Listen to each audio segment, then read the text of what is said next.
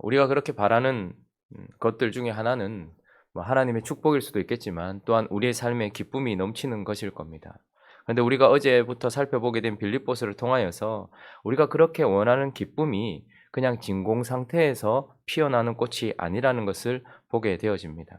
어제 우리는 바울이 옥에 갇혀 있는 상황 속에서 옥중에서 그 아름다운 꽃, 기쁨의 꽃을 피워낸 것을 보았습니다.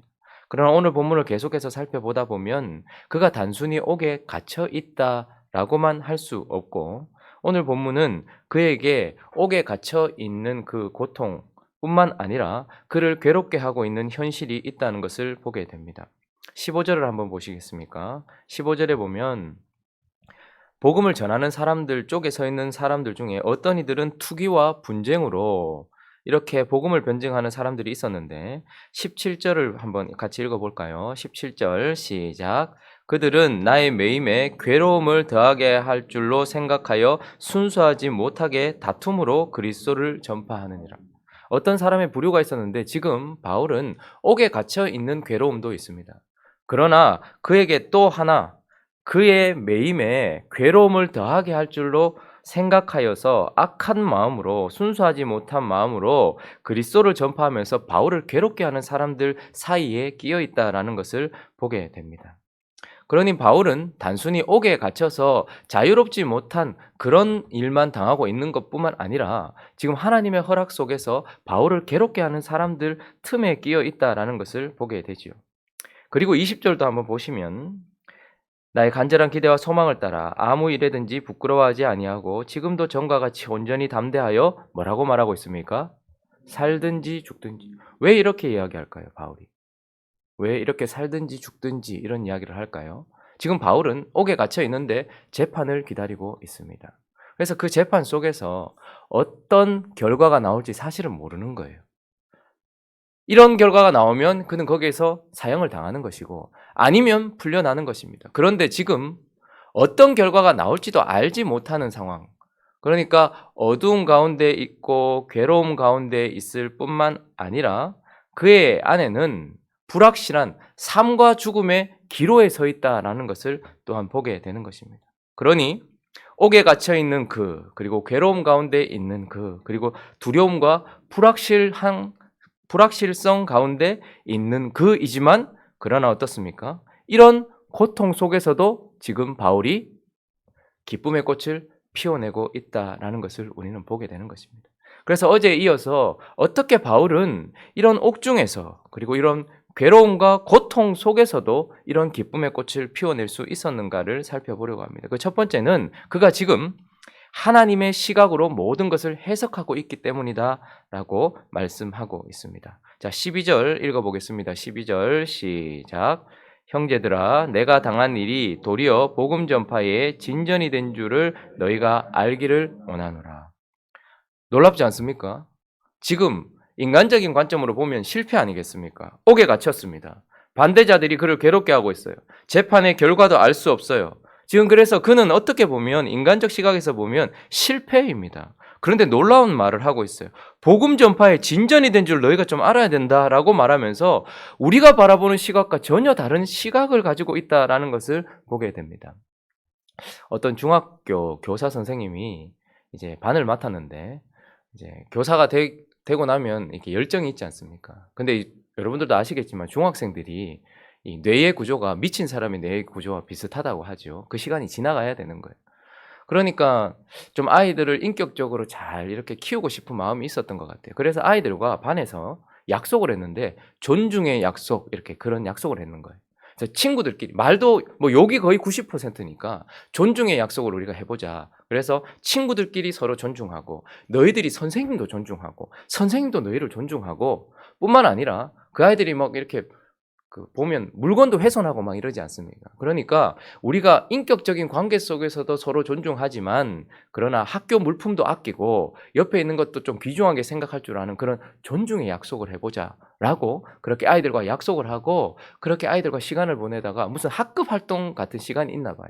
그래서 이 선생님이 아주 인격적이니까 어떤 아이는 정적인 것을 좋아하고 어떤 아이는 동적인 것을 좋아하니까 정적인 것을 좋아하는 아이들은 부담임 선생님과 함께 영화를 볼 수 있도록, 앉아서 영화를 볼 수 있도록 그리고 동적인 것, 활동적인 것을 좋아하는 친구들은 같이 물총 싸움을 하기로 이렇게 한 거죠.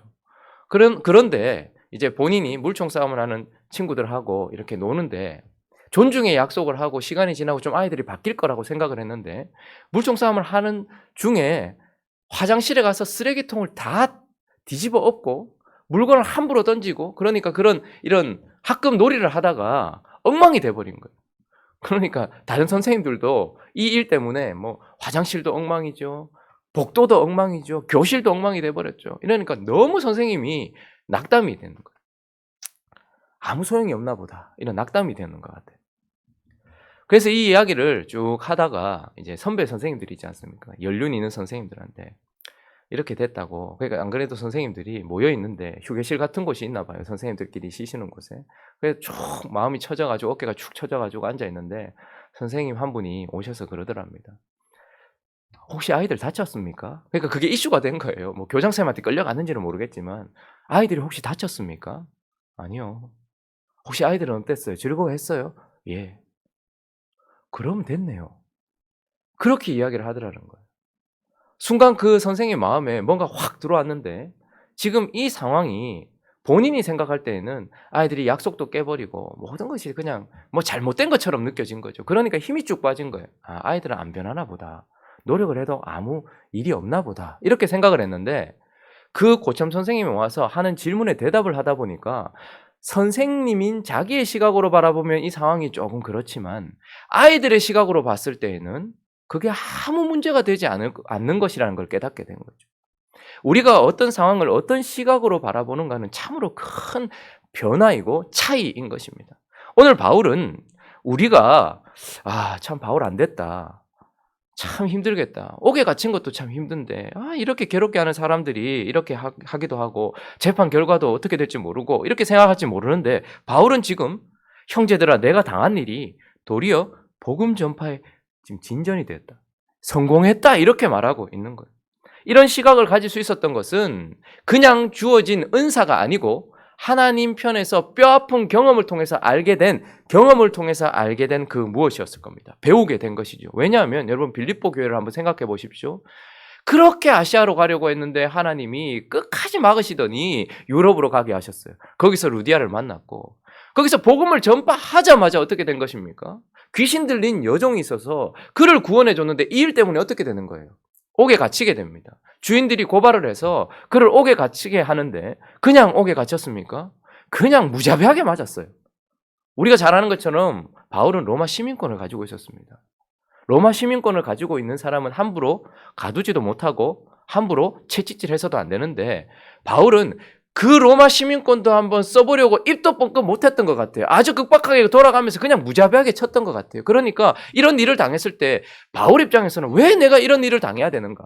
왜 이런 옥에 갇혀야 되는가? 복음 전파하면서 이런 일 당하는 것도 참으로 억울한데 왜 내가 로마 시민권을 가지고 있는데도 불구하고 이렇게 얻어맞고서 정신을 차리지 못할 만큼 옥에 갇혀서 바울과 실라의 이 어두운 가운데 있어야 되는가 생각했겠죠. 근데 그 밤에 그 마음을 억누르고 찬양의 꽃을 피워냈을 때에 하나님께서 옥문을 여시고 거기서 누구를 만나게 한 거예요? 그 옥에 있는 간수들과 그 가족들을 만나게 한 겁니다. 하나님이 예비하신 그들을 만나게 하는 통로였던 것이죠. 왜 우리 인생 가운데 이런 일이 일어나는가? 왜 내가 옥에 갇혀야 되는가? 왜 내가 입도 뻥끗 못하고 맞아야 되는가? 왜 나는 여기 있어야 되는가? 우리는 그렇게 생각할지 모르겠지만 바울은 경험을 통하여서 그 일이 아니었으면 그 옥에 있는 하나님의 백성 그 하나님의 사람 빌립보 교회의 처음 시작이 되는 그들을 만날 수 있었겠냐 이 말입니다. 그러니 바울은 그 일을 통하여서 내게 일어나는 모든 일들을 나를 중심으로 해석을 하면 그게 아픔이고 고통일 수 있겠지만 아픔이고 고통인 것밖에 아니겠지만 그러나 하나님의 시각에서 보니까 내가 그렇게 옥에 갇히지 않고 내가 그렇게 맞지 않고 그러나 내가 그때 찬양하지 않았다면 정말 하나님의 백성인 그들의 구원의 통로가 되지 못했을 것이라는 것을 알게 되는 것이죠. 오늘 본문도 그렇게 이야기하고 있습니다. 형제들아 내가 당한 일이 도리어 복음 전파에 진전이 된 줄 안다. 무슨 진전이 되었습니까? 13절 읽어보겠습니다. 13절에 있습니다. 시작. 이러므로 나의 매임이 그리스도 안에서 모든 시위대 안과 그 밖의 모든 사람에게 나타났다. 그가 매였기 때문에 그가 만나게 된 자들이 누구냐면 모든 시위대 안에 있는 그들을 만나게 되었어요. 시위대 안에서 근무하는 사람들은 다른 군인들보다 급료가 2배나 높았습니다. 그리고 지위적으로 아주 높은 자리에 있었어요. 함부로 만날 수 있는 사람들이 아니었습니다. 그러나 그가 매임으로 말미암아서 그는 시위대 안에 있는 특별한 사람들, 그런 사람들에게도 복음을 전파할 수 있는 통로가 되었을 뿐만 아니라 그는 가택연금 수준의 감옥에 있었기 때문에 그밖에 모르는 사람들이 바울에게 찾아오기만 한다면, 그리고 바울이 마음만 먹는다면 복음을 전할 수 있는 곳에 있었기 때문에 이것이 복음 전파의 도리어 진전이 되었다라고 말합니다. 그가 매였기 때문에 나중에는 어떻게 되는 거예요? 황제에게 호소하여서 그까지도 만나게 되는 것이죠. 그러니까 이것은 내가 계획하고 내가 아무리 하려고 해도 할 수 없는 수준의 복음 전파를 만들어냈다라고 그가 해석을 하고 있는 것입니다. 이것뿐입니까? 14절도 한번 읽어볼까요? 그의 매임으로 말미암아 이런 일이 있었습니다. 시작. 형제 중 다수가 나의 매임으로 말미암아 주 안에서 신뢰함으로 겁없이 하나님의 말씀을 더욱 담대히 전하게 돼요. 13절에도 나의 매임이, 그러니까 매였지만 하나님이 이렇게 일하셨다가 아니라 매였기 때문에 하나님이 이렇게 일하실 수 있었고, 나의 매임 때문에 또 어떤 일이 일어났습니까? 형제 중에 다수가 주 안에서 신뢰함으로 겁없이 하나님의 말씀을 선포하기 시작했어요. 그런데 이 일에는 희한한 일도 일어났습니다. 모든 사람들이 16절처럼 내가 복음을 변증하기 위하여 세우심을 받은 줄 알고 사랑으로 복음 전파를 열심히 하는 사람도 있는가 하면, 그러나 15절처럼 어떤 이들은 투기와 분쟁으로, 그러니까 바울을 괴롭게 하기 위해서 그가 그리스도를 전했던 거죠. 그런데 바울은 뭐라고 말합니까? 18절에 한번 읽어볼까요? 시작. 그러면 무엇이냐? 거칠애로 하나 참으로 하나 무슨 방도로 하든지 전파되는 것은 그리스도니 이로써 나는 기뻐하고 또한 기뻐하리라. 나의 매임이 누구나 함부로 만날 수 없었던 그 시위대 안에서 복음 전파의 통로가 되었고, 그리고 로마에 있는 모든 사람들에게 나타날 수 있는 통로가 되었다. 그리고 나의 매임이 어떤 사람들은 투기와 분쟁으로 하지만 예수 그리스도를 전하는 어떤 그 일에 불을 붙였다. 그리고 어떤 형제들은 진짜로 사랑으로 그 일을 하는데 불을 붙였다. 그러니 이만큼 성공한 것이 어딨냐? 라고 말하면서 지금 자신에게 일어난 이 일을 그리스도의 시각으로, 하나님의 시각으로 해석하고 있다는 것을 보게 되어집니다.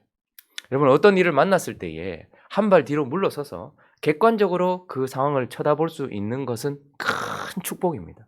그런데요, 한 발 뒤로 물러서서 객관적으로 보는 것보다 육의 눈을 감고 영의 눈을 떠서 하나님의 시각으로 해석할 수 있는 것은 더 큰 축복입니다. 우리에게 이런 은혜가 있기를 예수 그리스도의 이름으로 축원합니다.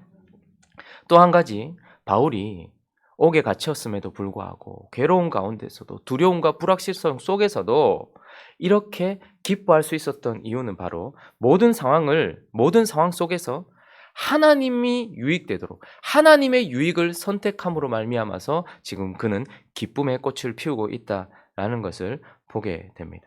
20절 한번 읽어볼까요? 20절, 21절 읽어보겠습니다. 시작. 나의 간절한 기대와 소망을 따라 아무 일에든지 부끄러워하지 아니하고 지금도 전과 같이 온전히 담대하여 살든지 죽든지 내 몸에서 그리스도가 존귀하게 되게 하려 하나니 이는 내게 사는 것이 그리스도니 죽는 것도 유익함이라. 지금 사실 그는 살지 죽을지 잘 모르고 있다라고 말합니다. 그런데 그가 뭐라고 말하고 있습니까? 그의 우선순위가 완전히 다르다는 것을 알게 됩니다. 그의 시각이 다를 뿐만 아니라 그가 지금 무엇인가를 선택해야 되는 상황에 서 있어요. 그런데 하나님께서 내게 무엇을 주시든 나는 그분이 우선순위다라는 것을 보게 됩니다. 여러분, 기쁨이라는 단어의 영어 스펠링이 무엇입니까? joy죠. 기쁨은 joy라는 단어입니다. joy의 스펠링이 무엇입니까? J, O, Y입니다. J는 Jesus, O는 other, 그리고 Y는 you 이렇게 본다면 언제 기쁨이 찾아오나? 기쁨이라는 것은 우리가 항상 먼저 예수, 지저스를 선택할 때에 그때에 기쁨이 찾아오고 그 다음 other, 다른 이들의 유익을 선택할 때에 기쁨이 찾아오고 마지막으로 나를 선택할 때에 기쁨이 찾아온다는 것이죠. 세상에 기쁨이 사라진 이유, 그냥 저급한 웃음만 남아있는 이유는 이 순서가 완전히 뒤바뀌었기 때문일 것입니다. 조이라는 단어가 끼워졌기 때문이겠죠. 언제나 우리는 나 자신을 먼저 생각하고 그 다음에 사람을 의식해요. 그리고 마지막에 하나님을 의식하기 때문에 기쁨은 사라지는 것일 겁니다. 바울은 지금 내가 하나님께서 내게 뭘 주실지 모르겠다. 그런데 내가 간절하게 기대하고 소망하는 것은 아무 일에든지 부끄럽지 아니하고 전과 같이 내가 지금도 나이도 늙었고 이제는 내가 참 힘도 빠졌고 뭐 큰 열매도 사실 바울이 큰 열매를 봤습니까? 복음 전파했는데 그가 세운 교회는 늘 분쟁과 어려움이 있었고 그가 세운 교회에서 네가 무슨 사도냐고 이야기하면서 바울을 인정하지도 않았고 마지막 가는 길에는 누가만 남았고 디모데 보고 싶어서 디모데야 속히 오라 했는데 전승에 의하면 디모데가 늦게 가서 결국 바울은 가면서도 디모데도 못 보고 갔어요. 그러니 어떻게 그의 인생에 바라보면 그는 참 좀 그렇다 이런 생각이 들지 않겠습니까? 그런데 지금도 뭐라고 이야기하는가 하면 지금도 전과 같이 온전히 담대하여 살든지 죽든지 내가 살아도 만약에 주님이 유익하시고 주님이 영광 받으시면 살려주시고 내가 죽는데 그것이 더 주님께 유익하다면 나를 죽여주셔도 아무 상관없다.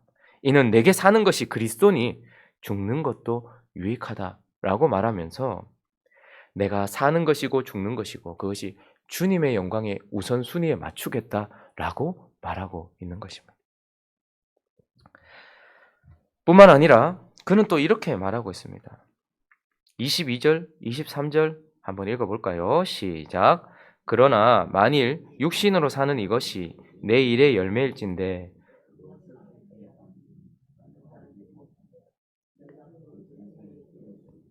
차라리 세상을 떠나서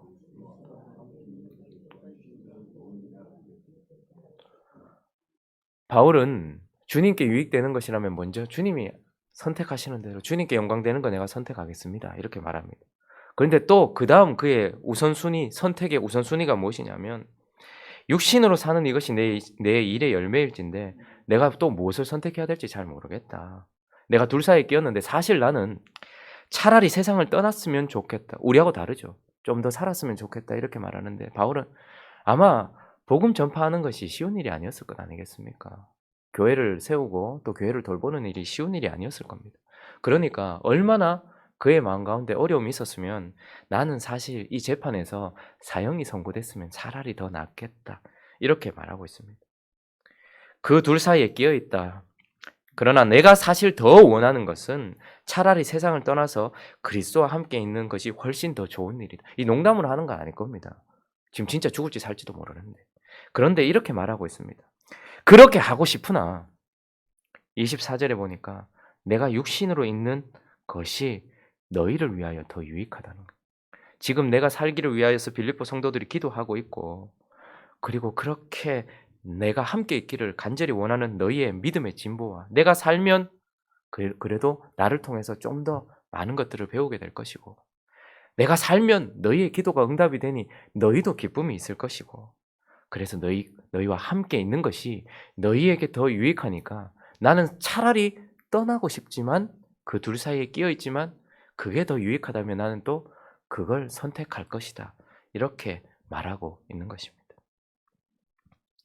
바울이 어떻게 기뻐할 수 있었는가? 그는 이 모든 상황 가운데서도 하나님의 유익을 그리고 하나님이 먼저 생각하시는 그 유익을 선택하였기 때문에 그래서 그는 기뻐할 수 있었다라고 말하고 있는 것입니다. 말씀을 정리하겠습니다.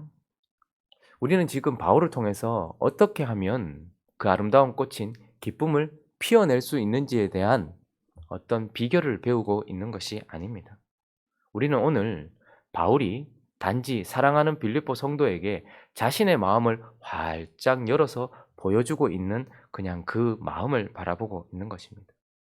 저는 처음 빌립보서를 시작할 때에 하나님께서 우리에게 기쁨을 주시려나 보다 이런 생각을 하면서 그냥 이 기쁨이 활짝 피어나기를 바랬는데 그 기쁨이라는 것이 고통이 있지만 그래도 기뻐해봐라 이게 아니라 고통이 필수라는 것을 보게 됩니다. 옥에 갇혔지만 기뻐하고 있는 것이 아니라 옥에 갇혔기 때문에 기뻐하고 있다라고 말하고, 괴로움이 사라져서가 아니라 괴로움 속에서 기뻐하고 있다고 말하고, 그리고 지금 이 불확실하고 두려움 가운데서도 그것 때문에 내가 기뻐하고 있다, 이렇게 말하고 있어요. 하나님이 우리 수준을 너무 높이시려고 하시는지, 저는 빌립보서가 이런 묵직한 말씀인지 잘 몰랐습니다. 이런 꽃을 우리가 피워낼 수 있을까? 그런데 이건 선택의 여지가 있는 것이 아닙니다. 왜냐하면 기쁨이라는 것은 하나님께서 우리에게 명령하신 것이기 때문에 그렇습니다. 우리 가운데 하나님께서 주신 이 상황은 기쁨을 피워낼 수 있는 하나님의 모든 조치인 것을 보게 됩니다. 그러므로 오늘 이 아침에 우리가 그렇게 기도했으면 좋겠습니다. 하나님, 이런 주시는 환경 속에서 내 시각을 바꿔주셔서 하나님의 시각으로 모든 것을 바라봄으로 말미암아, 해석함으로 말미암아 우리 안에 기쁨의 꽃을 피워내십시오. 뿐만 아니라 하나님께서 어떤 것을 우리에게 주시든지, 하나님 참 인격적이세요. 감옥에 가두어 놓고 하나님이 일방적으로 하시지 않고 바울의 선택에 고백을 받고 계시지 않습니까? 바울이 지금 하나님, 주님께 유익이라면 저 죽어도 됩니다. 갔으면 좋겠네요. 근데 하나님, 내가 살아서 빌립보 성도들에게 뭔가를 해야 된다면 살려도 됩니다. 하나님, 마음대로 하십시오. 라고 고백을 올려드렸던 것처럼 우리 또한 우리의 삶의 모든 선택의 순간에 하나님 위주로 선택함으로 말미암아 우리의 삶에 기쁨이 넘치는 저와 여러분들 되시고, 한 주간도 기쁨의 꽃을 피워내는 행복한 우리 교회 되시기를 예수 그리스도의 이름으로 축원합니다. 같이 한번 기도하겠습니다.